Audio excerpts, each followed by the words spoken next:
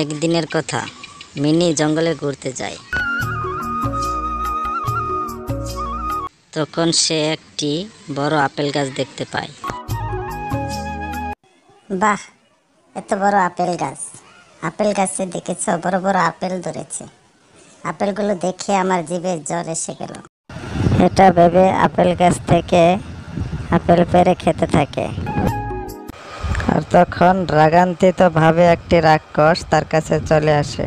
ওই মেয়ে, তোর এত বড় সাহস, আমার জঙ্গলে আপেল গাছের আপেল খাস?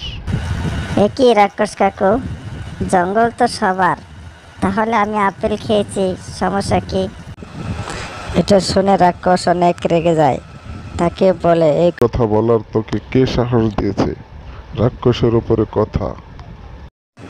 রাক্ষস রেগে গিয়ে মেয়েটিকে একটি বিড়াল বানিয়ে দেয় আর বলে, তবে দেখাচ্ছি মজা।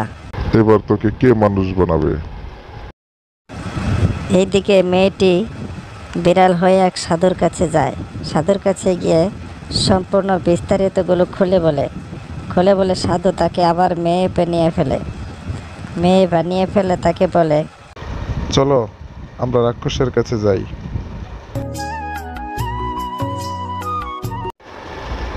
এই রাক্ষস, তুই বলেছিস এই জঙ্গল নাকি তোর একার? হ্যাঁ, এই জঙ্গল আমার। এটা বলে রাক্ষস সাধুর উপরে আক্রমণ করে।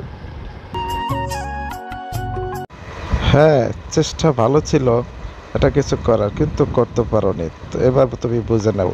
পাখি হয়ে তাকে উড়িয়ে দেয়। এইবার সাধু মেয়েটিকে বলে, তুমি আবার ঘরে চলে যাও। ভিডিওটি দেখার জন্য ধন্যবাদ।